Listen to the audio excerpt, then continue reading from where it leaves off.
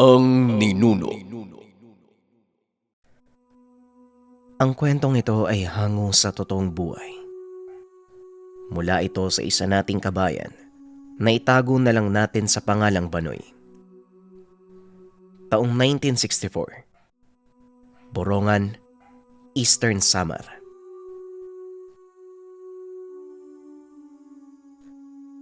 Tumakbo ka na, Banoy. Hindi ka titigilan ng mga aswang hanggat nandito ka sa bayang ito.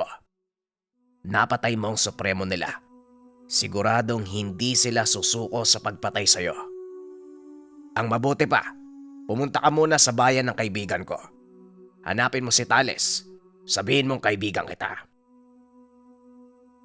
Wika ni Kadandi, ang kanilang leader. Kasalukuyan silang umaatras sa pagsalakay. Nais nilang makuha ang binatang si Banoy. Bago miyembro pa lang si Banoy ng samahan, pero mas marami na itong napatay kumpara sa mga nauna sa kanya sa grupo. Hindi sinasadya siya ang nakapatay sa pinuno ng aswang sa probinsya, kaya naging punterya ang binata ng mga galamay nito. Paano po kayo, Kadandi? Anong mangyayari sa inyo dito? Kailangan nyo ng tulong ko. Sasama ako sa laban. Ayoko maging duwag. Tugon ni Banoy. Nagmamatigas ito. Hindi niya matitiis na iwanan sa ganong sitwasyon ang mga kasamahan. Hindi sa lahat ng oras kaduwagan ng pag-atras sa laban. Kailangan mong magpalakas at maging mas matalino para sa susunod na laban. Hindi ka na nila matutunton. Kami na ang bahala dito. Susundan ng mga aswang ang amoy mo. Siguradong hahanapin ka nila. Magiging ligtas din ang samahan sa gagawin mo. Giit ni Kadandi. Wala nang nagawa pa si Banoy kung hindi sumunod sa pinuno. Kung mas magiging ligtas ang samahan sa gagawin niyang paglayo, buong puso niyang gagawin ang inuutos ni Kadandi. Gamit ang kabayo, pumuslit si Banoy mula sa masukal na kakawayan kung saan naroon ang kuta. Susundan pa sana siya ng ilang aswang, subalit kagad itong naharangan ng mga kasamahan sa pangunguna ni Kadandi. Narating ni Banoy ang pantalan. Nabigyan siya ng kaperasong mapa. Ito ang magsisilbi niyang gabay sa daanan. Tumuloy na si Banoy papunta sa karatig bayang tawid dagat. Eto na yata ang sinasabi ni Kadandi na kinalakihan niyang bayan. Napakapayapa ah. Sana naman hindi na ako masundan ng mga aswang dito. Wika ni Banoy sa sarili. Habang pababa sa bangkang nagatid sa kanya sa mapayapang bayan ng Borongan. Kagad niyang hinanap ang sinabing baryo. Hawak niya ang papel kung saan makikita ang taong nagngangalang Tandang Tales. Sinubukang magtanong ni Banoy sa mga tao sa pantalan. Mawalang galang na sa'yo, bata. Alam mo ba kung nasaan yung baryong to? Tanong ni Banoy sa kargador, na itago na lang natin sa pangalang Boy. Ipinakita niya ang kaperaso ng papel na ibinigay ni Kadandi. Pwede mo akong tawaging boy. At saka hindi na ako bata ah. Magkaedad lang siguro tayo. Yan ba? Medyo may kalayuan yan dito. Kailangan mo pang sumakay. Wika ni Boy. Itinuro niya ang daanan kay Banoy papunta kay Tandang Tales. Lumalabas na aabutin pa si Banoy ng ilang oras bago marating ang lugar. Pagkababa sa bayan, mahaba pa ang lalakarin niya bago marating ang tahanan ni Tandang Tales. Maraming salamat sa tulong mo ha, kaibigan. O paano? Mauna na ako. Mag-iingat ka. Wika ni Banoy. Walang anuman pero payo lang ha.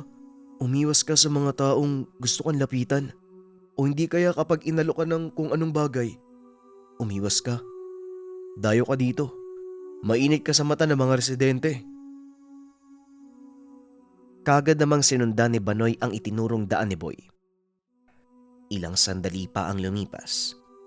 Napansin ni Banoy ang pagtitig ng mga taong naroon. Maingat si Banoy. Pinakikiramdaman ang bawat galaw ng mga residente. Nakasanayan na ito ng binata dahil sa ilang taong paniniraan kasama ang mga manunugis ng aswang sa kagubatan. Nanatili lang siya sa paglalakad. Tinandaan ang bili ni Boy na iwasang makipag-usap sa mga lalapit sa kanya. Pasado 3:00 ng hapon, narating na ni Banoy ang paanan ng kabundukan. Ito na yung sinasabi ni Boy na kailangan kong ikutin. Kung tama ako, dapat makikita ko na dito yung baryo sa kabila. Wika ni Banoy. Subalit imbis na ikutin ang burol, inakyat niya ito. Sa isip niya mas mapapabilis ang lalakbayin kung doon siya dadaan. Meron naman palang mas mabilis na daan eh. Gusto pa akong paikutin ni Boy. Sa lawak nito, baka madaling araw na ako makarating dun sa lugar. Wika ni Banoy sa sarili. Hindi na nag-aksaya pa ng oras si Banoy. Hindi niya na inisip pa ang rutang itinuro. Sa daanan, may nakita siyang mag-asawa sa daanan. Nakaupo lang ito sa mismong dadaanan. Naisip ni Banoy na baka nagpapahinga lang ang mga ito. Magandang hapon po sa inyo. Makikiraan lang po. Wika ni Banoy. Nakatitig lang sa kanya ang mag-asawa. Magandang hapon din, iha. Mukhang bago ka lang sa lugar. Saan ba ang punta mo? Wika ng Ale habang nakatitig sa kanya. Mukhang naligaw ka ng daan, iha. Delikado dito, kaya walang nagagawi. Wika ng matandang lalaki. Nagmamadali na po ako para makarating sa kabilang baryo. Banoy nga po pala ang pangalan ko. Pamangkin po ako ni Tandang Tales. Kakarating ko lang po dito eh. Hindi po ako pamilyar sa daanan. Tugon ni Banoy. Ang mabuti pa, bilisan mo na ang paglalakad mo, iha. Mahirap na, baka abutan ka ng dilim sa kakawyang ito. Siguradong hindi ka na makakalabas. Wika ng matandang lalaki. Itago na lang natin ang pangalan nito bilang Ambo. Iha, ikamusta mo kami kay Tandang Tales, ha? Wika ng matandang babae na ang pangalan ay Metring. Magalang namang naglakad si Banoy at nagpasalamat. Bagamat may kakaibang pakiramdam sa dalawa, hindi niya ito pinansin pa. Ang gusto lamang niya ng mga sandaling ito, makarating sa baryo at makapagpahinga. 4 na araw na siyang walang tulog. Hindi na din niya maalala kung kailan huling kumain. Magulo ang isipan ni Banoy. Maayos namang nakarating si Banoy sa baryo. Kagad niyang tinanong ang pinakaunang taong nasalubong. Maswerte si Banoy.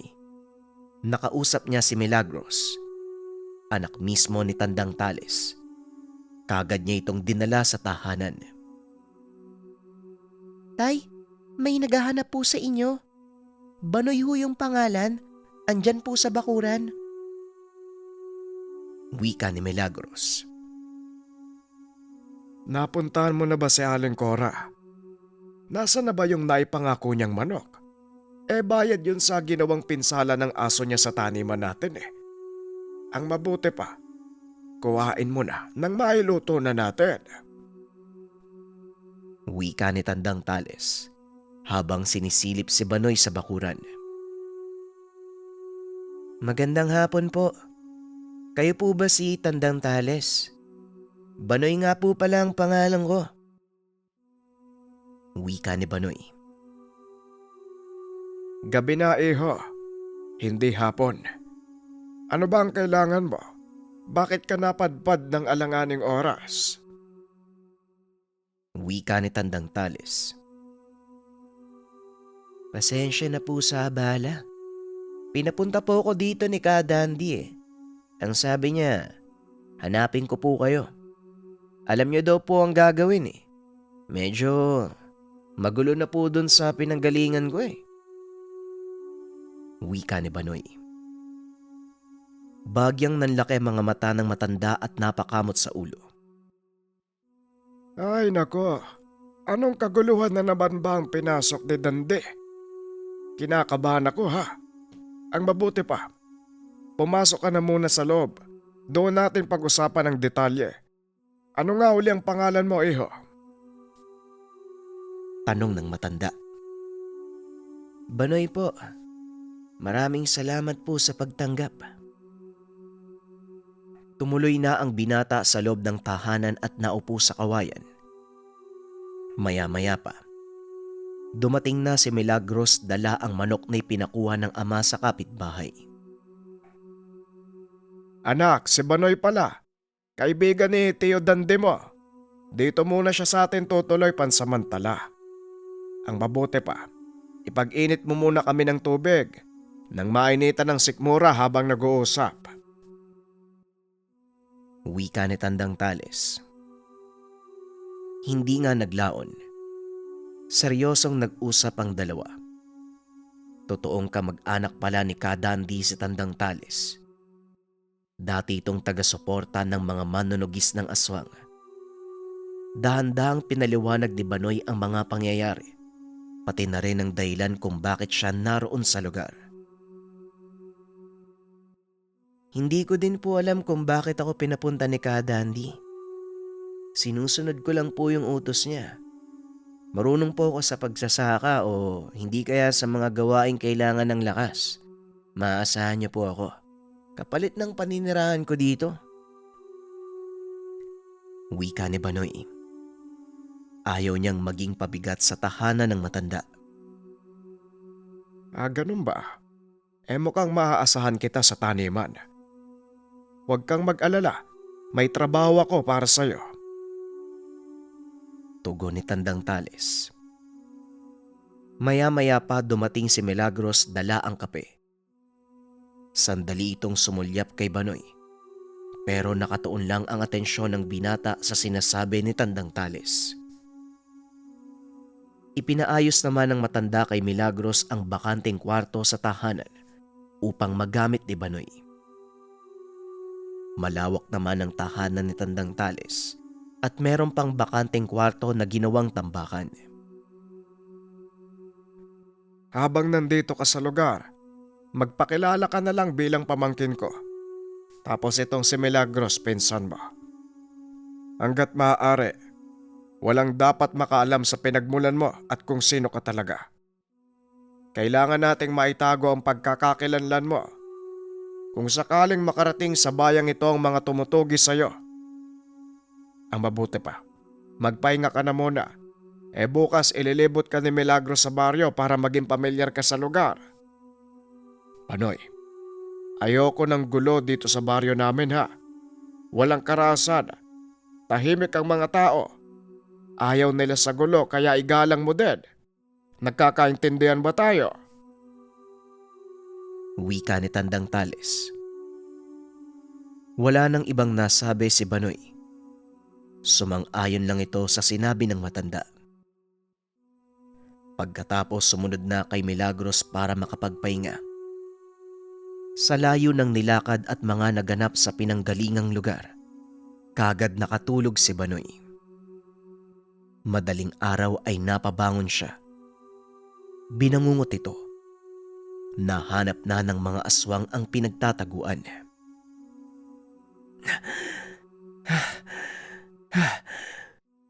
Buti na lang. Akala ko nandito sila eh. Banoy, kumalma ka. Kalma lang. Wika ni Banoy sa sarili at bumalik na sa pagtulog.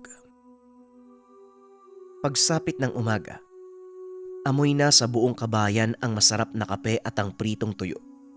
Kaya napabangon si Banoy. Mabuti naman at gising ka na, Banoy.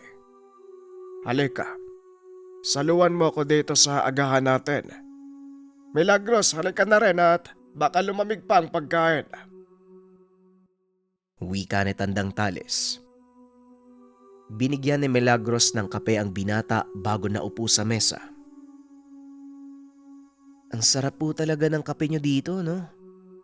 Tandang Tales, mag-uumpisa na ako magtrabaho ngayong araw? Tanong ni Banoy. Nasasabik na siyang puntahan ang tanimang sinasabi ng matanda. Pero ang sagot nito, hindi pa tama ang oras. Masyado pang maaga, iho. Hindi pagtatanim ang magiging trabaho mo.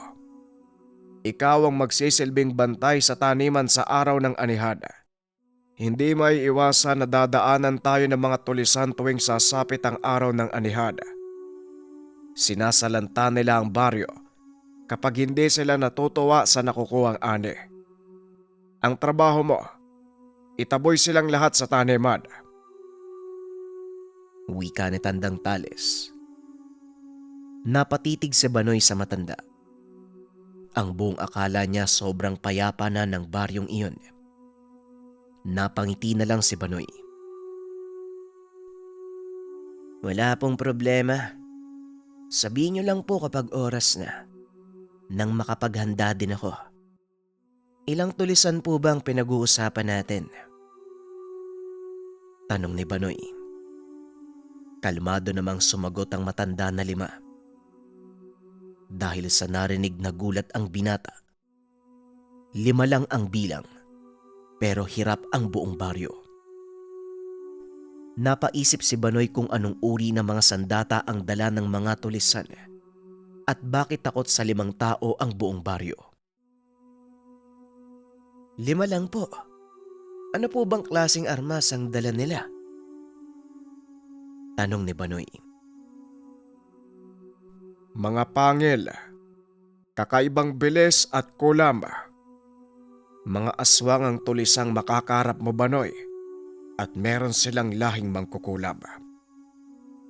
Hindi pa namin matukoy kung ano ang totoong pagkatao nila eh.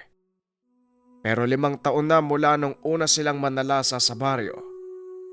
At para sa ikakatahimik nila, binibigyan namin sila ng kalahati ng ani.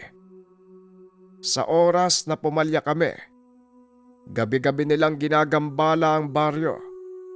Naghanap sila ng mabibiktima kapalit ng alay sa kanila. Wika ni Tandang Tales. Sinara ni Banoy ang kamao. Nagpantig ang tenga niya sa mga narinig.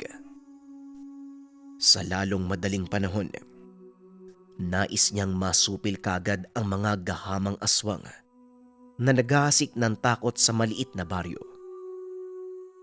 Napaubo naman bigla si Milagros na tila may naalala, pero hindi naman ito pinansin pa ng ama. Matapos mag-agahan, sinamahan ni Milagros si Banoy sa paglilibot sa bayan. Medyo malawak pala ang baryo nyo, Milagros. Bakit natatakot kayo sa 5 aswang? Pasensya na kung nagtatanong ako ha. Pero gaano ba kahina ang mga kalalakihan dito? Wika ni Banoy. Nasanay ang binata na napapaligiran ng matatapang at palaban na tao. Kaya hindi siya lubos makapaniwala na sa laki ng baryong iyon, hindi nila kayang supilin ang iilang aswang. Naiintindihan kita. Pero kasi hindi naman pinanganak yung mga tao dito para lumaban eh. Karamihan sa kanila, namulat sa pagsasaka lang ang alam. At isa pa, talagang malakas sa tuso mga aswang na tulisan.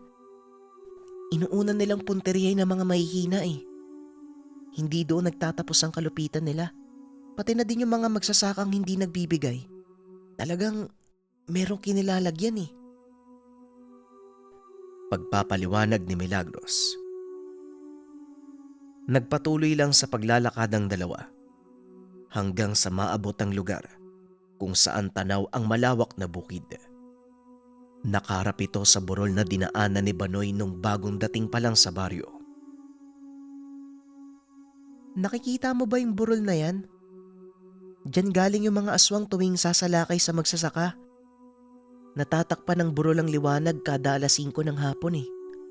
Ayon pa sa kwento ng mga taga-baryo, madalas manalasa ang mga aswang sa kanila at nambibiktima ng mga tao. Dito sa aming bihira eh. Halos walang nabibiktima. Basta nagbibigay lang kami. Wika ni Milagros. Mukhang matalino ang mga aswang dito Hindi nila kayo ginagalaw dahil napapakinabangan kayo. Maswerte kayo. Pero walang makakapagsabi kung hanggang kailan sila ganyan. Ang mga aswang hindi dapat pagkatiwalaan. Hayok sila sa laman ng tao at tayo ang pangunahing pagkain nila. Baka dumating sa punto, yung mga taga-baryo na ang anihin nila. Kaya pala pinaikot ako ni Boy Alam niyang may banta ng aswang sa burol na yan. Teka Milagros, wala ka bang napapansin na kahinahinala sa baryo niyo? Kagaya ng mga hindi pamilyar na tao o hindi kaya mga biglang sumusulpot kapag malapit ng anihan sa taniman? Tanong ni Banoy. Sasagot pa sana si Milagros. Pero bigla na lang may nagsalita sa likuran ni Banoy. Tignan mo nga naman. Dito pala kita makikita, aking Milagros. Galing ako sa bahay niyo eh. Ang sabi ng tatay mo, namasyal ka kasama ng pinsan mo. Yan ba yun? Tanong ng lalaki na nagngangalang Gregor. Malaki ang pangangatawan nito. Magandang araw sa'yo, Gregor. Ito pala si Banoy pinsan ko. Mula pa yan sa kabilang bayan eh. Nagbabakasyon lang siya dito. Wika ng dalaga. Magandang araw, Gaston. Anong kailangan mo sa sa pinsan ko? Tanong ni Banoy. Tila alerto siya sa presensya ng lalaki. Wala naman. Dinaanan ko lang ang magiging kasintahan ko. Matagal na din kaming hindi nagkikita eh. Matikas ka, Banoy Hindi katulad ng mga magsasaka dito na lalamya-lamya. Sabihin mo nga, ano bang trabaho mo? Bakit naisipan mong magbakasyon dito? Tanong ni Gregor. Mabuti na lang mabilis mag-isip si Milagros. Kagad nitong binago ang usapan.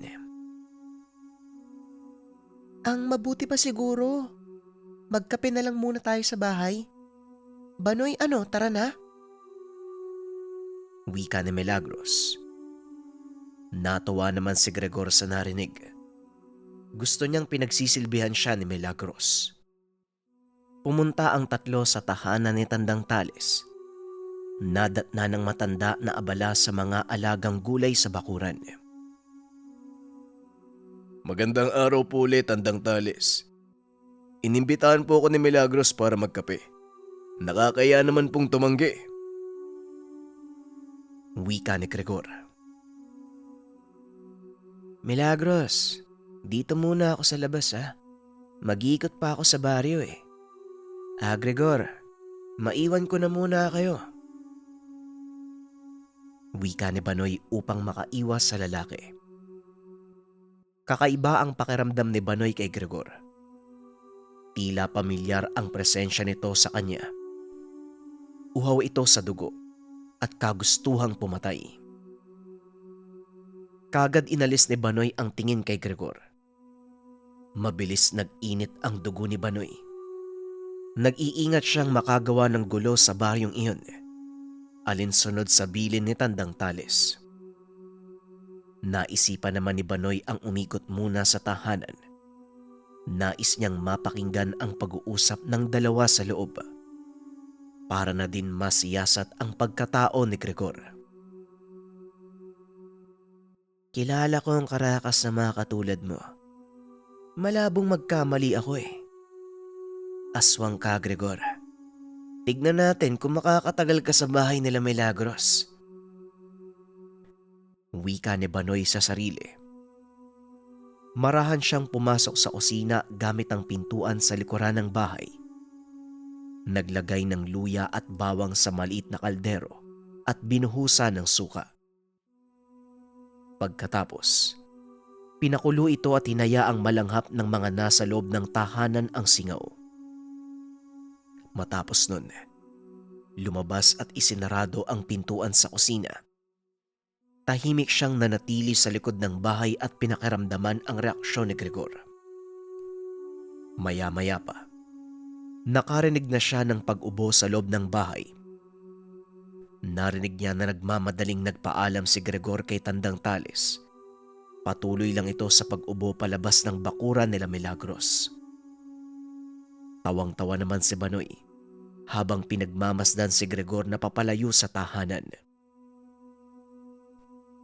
Kumpirmado. Aswang nga ang isang yon.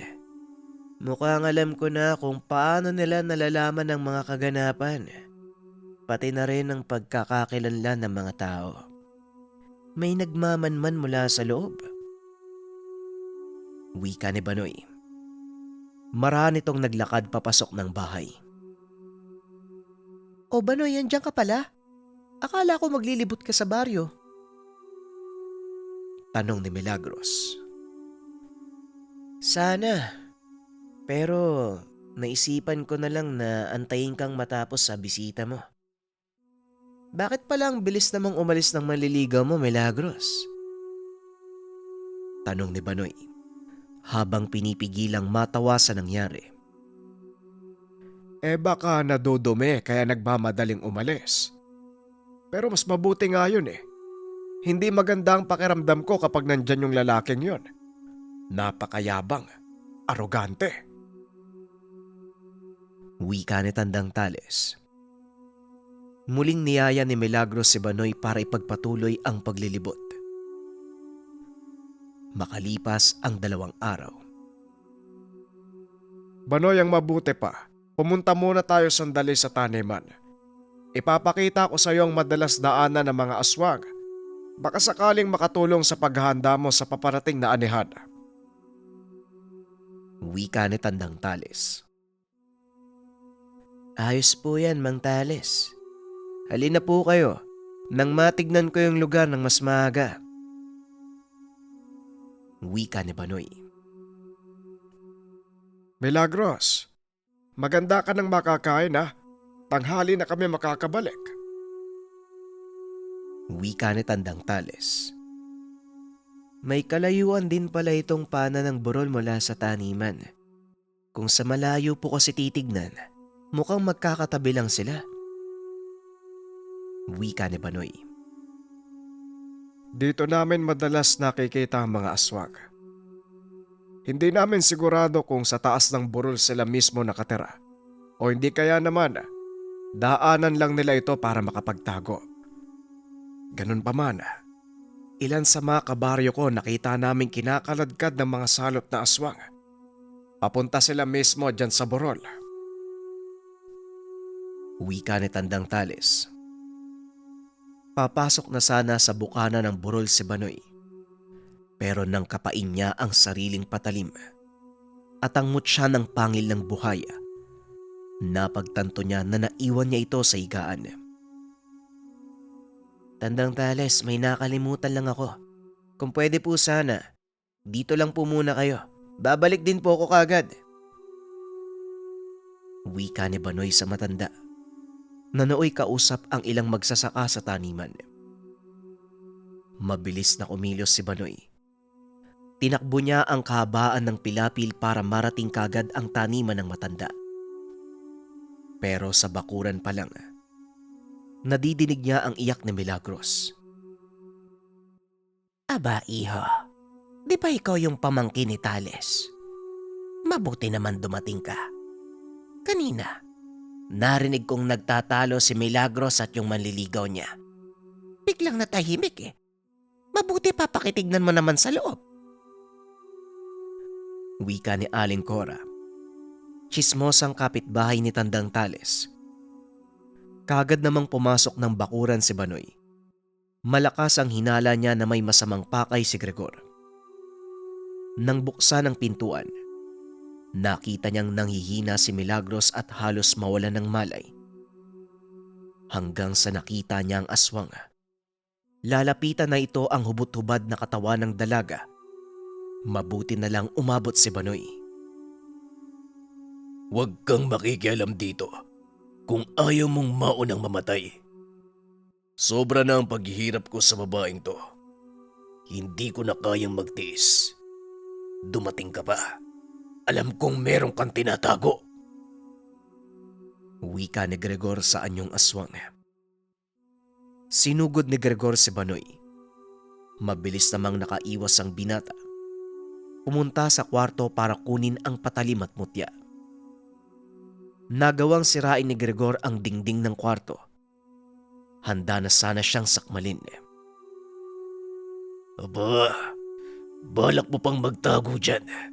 Nahihibang ka na ba? Wika ni Gregor. Mabilis man ang kilos nito, pero mas mabilis ang patalim ni Banoy. Nahiwa niya ang pisngi at nasaksak ang tagiliran ni Gregor. Ikaw naman masyado ka mabagal eh. Napakapurol ng pangil mo para masaktan ako. Galingan mo naman. Baka mapaiya ka sa harapan ni Milagros. Wika ni Banoy at mas lalo itong nagalit. Buong lakas na sumugod si Gregor. Pinuntiryang makagat ang leeg ni Banoy. Sinabi ko kanina, Gregor, masyado ka pang mabagal. Hindi na nakita pa ni Gregor ang patalim. Mabilis itong bumaon sa kanyang sentido. Ang labis na galit mismo ang ginawa ni Banoy para guluhin ang utak ng aswang. Nangingisay pa ito at bumagsak sa sahig. Milagros, makakatayo ka ba? Tanong ni Banoy. Kagad niyang inihagis ang damit sa dalaga. Marami itong inalalayang tumayo. Pinaupo sa kwarto habang hinihila ang bangkay ng aswang papunta sa likuran ng tahanan. Ilang sandali pa, dumating na si Tandang Tales. Nagtataka ito kung bakit hindi pa bumalik si Banoy. Nataranta ang matanda nang makitang sira ang loob ng tahanan. Umiyak naman sa kwarto ang anak. Ang buong akala ni Tandang Tales, si Banoy ang may sala. Hinanap niya kagad ang itak. Nagulat siya nang makita si Banoy sa likuran. Habang naghuhukay, naroon din ang bangkay ng aswang. Banoy, anong nangyari dito? Aswang ba yan? Tanong ni Tandang Tales. Yan po ang manliligaw ni Milagros. Nadatnan kong gusto pa yatang pagsamantala ng anak niyo. Mabuti na lang po naabutan ko pa.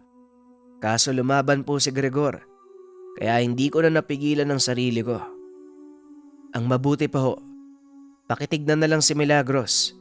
Ako na po ang bahala dito. Wika ng binata. Inilagay ni Banoy sa malalim na hukay ang bangkay ng aswang. Matapos tinambakan ito ng mga tuyong damo, kahoy, sinindihan ng apoy. Sa ganitong paraan, hindi na gaanong kakalat ang usok at amoy ng nasusunog na bangkay. Matapos masiguradong tupok na ang katawan, saka pa lamang niya tinabunan ng lupa. Ilang orasyon din ang ginamit ni Banoy upang matago ang proseso at mas mapadali ito. Tandang Tales, mukhang sa susunod na mga araw, magkakaroon na po tayo ng mga bisita. Kung may ibang kamag-anak kayo na malapit dito, mas mabuti pong doon muna kayo tumuloy. Siguradong hahanapin ito ng 4 na kasamahan niyang aswang. Ako na po ang bahala sa kanila. Mas mapapadali po ang pagtugis ko kung sila mismo ang lalapit sa akin. Wika ni Banoy. Dahil sa mga narinig, napaisip si Tandang Tales. Makikita pa rin ang takot sa mukha ni Milagros. Hindi ito makausap ng maayos. Kinagabihan, nakarinig sila ng mga pagaspas ng pakpak na tila naglilibot sa baryo.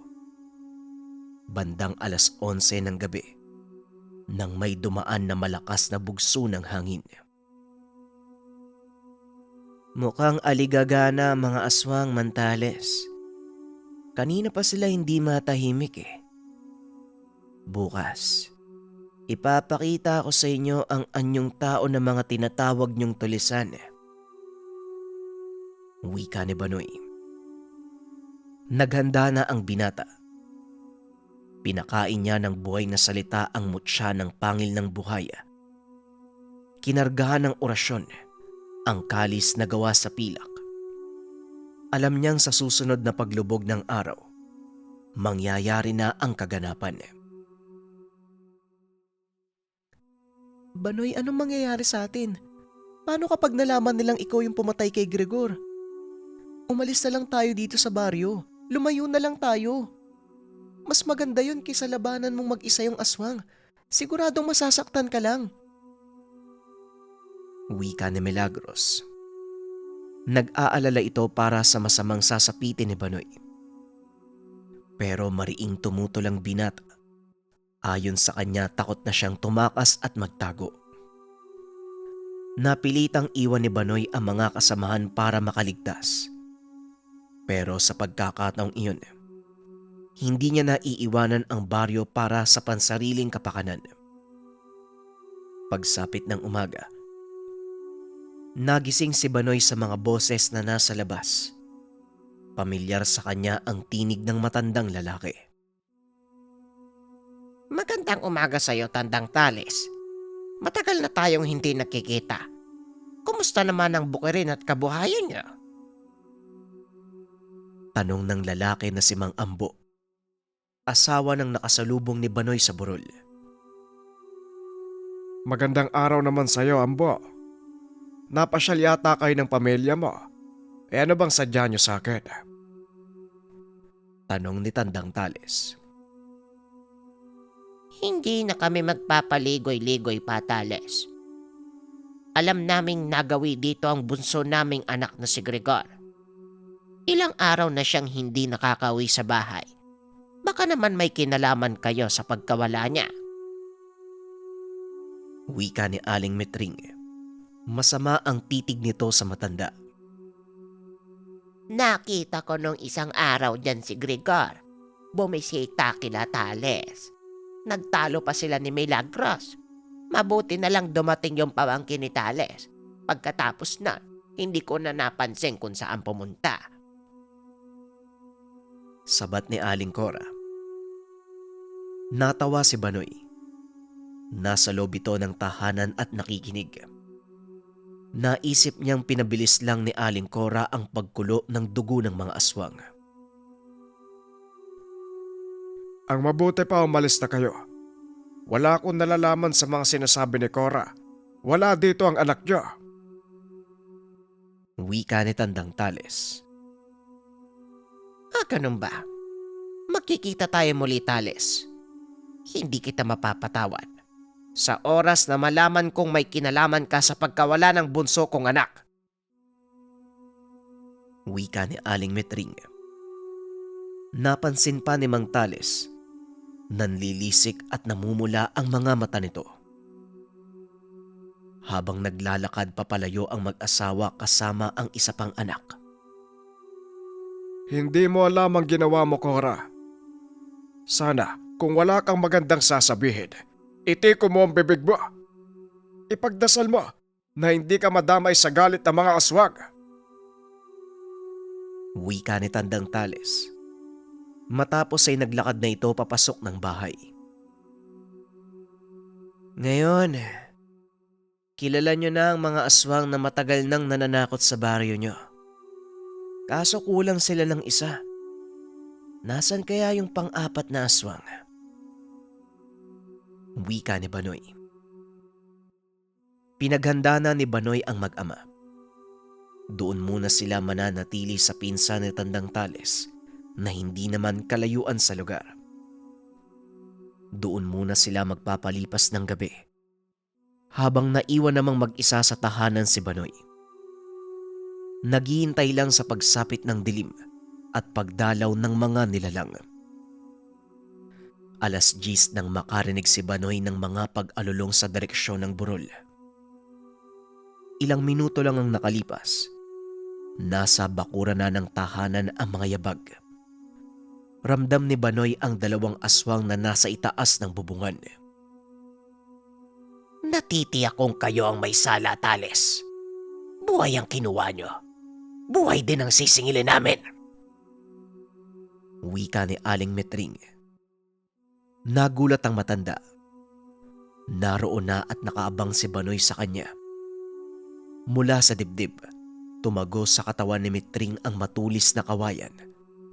Inilagay pa ng binata ang dulo ng talim nito sa apoy para mas lalong malaki ang pinsala. Magandang gabi sa inyo. Oy Manong, nagkita ulit tayo. Wika ni Banoy. Mabilis itong umakyat sa bubong para tapusin si Aling Metring. Dahil sa gulat, napalundag si Mang Ambo sa harapan ng bahay habang pinagmamasdan si Banoy na pinapatay ang asawa. Akmang papalis na sana si Mang Ambo upang tumakas. Talagang kakaiba kayo mga aswang, no? Iiwan mo ang asawa mo para iligtas ang buhay mo. Wika ni Banoy. Matapos mapatay si Aling Metring, pinagulong niya ito pababa ng bubong. Hindi matatapos ang gabing ito na hindi kita napapatay. Anong karapatan mo para patayin ang bunso at asawa ko? Wika ni Ambo. Anong karapatan nyo para kikila ng mga magsasakang kumakayod ng patas para sa sarili nyong interes? Ay nako. Tapos, mapagsamantala sa babae ang anak nyo. Bagay lang sa kanya ang kamatayan. Tugon ni Banoy. Umangil si Mang Ambo. Nakita ni Banoy ang pagbabagong anyo nito. Doble ang anyo ni Mang Ambo kumpara kay Gregor. Hindi hamak na mas malakas ang matanda. Sa isang iglap, nasa ere na si Ambo at papasugod na kay Banoy. Sa likod naman ng binata, naroon ang anak nitong si Consuelo. Isa pang babaeng aswang na may mahabang kuko at manipis na katawan. Papasugod na ang 2 aswang kay Banoy mula sa magkabilaan. Nagulat ang mga ito dahil biglang tumalon si Banoy pababa ng bubong. Kaya kagad silang naiwasan. Masyadong mabagal yung kilos nyo. Halika kayo dito sa baba nang masubukan natin yung lakas nyo. Wika ni Banoy. Sa puntong iyon, nakaabang na ang pilak na kalis ni Banoy. Sa oras na sumugod ang sinuman sa 2 aswang, hindi siya magdadalawang isip na ibaon ang kalis. Muling sumugod ang 2 aswang. At dahil sa bilis ni Banoy, nagtamo ng sugat sa tiyan si Ambo, habang may mahabang hiwa ng kalis sa likuran si Consuelo. Kaya pala nung una kitang nakita, naramdaman ko na merong kakaiba sa'yo. Magaling kang magtago ng sabulak. Wika ni Mang Ambo. Lilinawin ko lang Mang Ambo Mas malakas ako kung ikukumpara sa inyo. Kahit magsama-sama pa kayo Malayo ang agwat ng kakayahan ko kumpara sa inyo. Hindi matanggap ni Mang Ambo ang mga narinig. Pumorma muli ito ng pagsugod sa binata. Habang si Banoy naman, paikot-ikot lang ang kalis sa kamay na tila naglalaro lamang.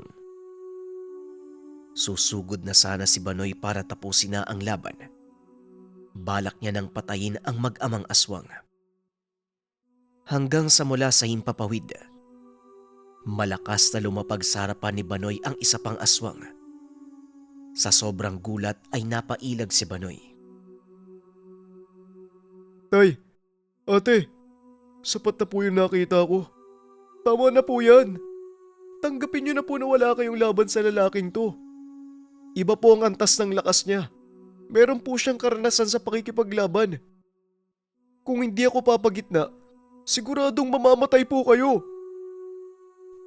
Wika ng nilalang. Ramdam ni Banoy na ito na ang pinakamalakas sa 5 aswang. Hoy, boy! Sinasabi ko na nga ba? Nung una kitang nakita, may naramdaman na ako sa'yo eh. Sa kabila ng kakaibang itsura, nakilala pa rin ito ni Banoy. Ang lalaking kargador sa pantalan, ang taong nagturo ng direksyon at nagbilin na iwasan niya ang burol. Hindi ko inaasahan na sa ganitong sitwasyon tayo muli magkikita, kaibigan. Wala akong balak na labanan ka. Alam kong dihado ko sa lakas at kakayahan mo. Kung pwede sana, hayaan mo na kaming lumayo sa lugar na to. Sapat na ang 2 buhay na kinuha mo mula sa pamilya ko. Wika ni Boy. Nandito ako para umiwas sa gulo at mamuhay ng tahimik. Hindi ko gusto ang mga nangyari. Pangahawakan ko ang mga salitang binitiwan mo, Boy. Sige na, dalin mo na ang tatay at kapatid mo. Pati na din tong nanay mo. Pasensya na. Wala na yung bangkay ng bunso nyo eh. Wika ni Banoy. Makakaasa ka, kaibigan. Maraming salamat sa'yo. Wala namang gagambala sa baryong to. Matapos sa mga binitawang salita, kagad na itong naglaho kasabay ng mga kasamang aswang. Habang si Banoy naman, nakatanaw lang sa bakuran habang pinagmamasdan ang bilog na buwan. Ay, mabuti na lang umurong yung mga yun ah. Malalagay ako sa alanganin kung sumama si Boy sa laban. Mukhang malakas yun eh. Wika ni Banoy. Alam niyang hindi ordinaryong aswang si Boy. Pero nagpapasalamat siya na mas matino itong mag-isip kumpara sa mga kasamahan. Nagpaabot na ng umaga si Banoy sa labas. Inabangan ang pagbabalik ng mag-ama. Magandang umaga, Milagros, Tandang Tales. Pasensya na po kayo ah. Medyo marami tayong kailangang ayusin sa bahay nyo. Pero makakaasa po kayo. Magiging payapa na ang baryo. Wala nang aswang na manggagambala. Wika ni Banoy. Taus-puso namang nagpasalamat ang mag-ama. Nagpasya na lang si Banoy na ipagpatuloy ang pananatili sa baryo. Kalimutan na muna pansamantala ang pagiging isang manunugis. Lumipas pa ang ilang buwang paninirahan sa lugar.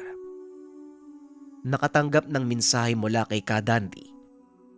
Ang sabi nito, tumigil na sa pag-atake sa kanila ang mga aswang. Masaya si Banoy sa nalaman. Hindi na siya umalis sa lugar. Niyakap niya ang buhay ng simpleng magsasaka.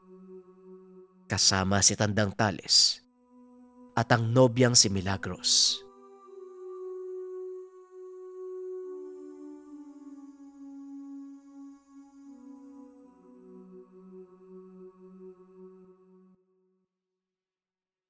Ang Ninuno.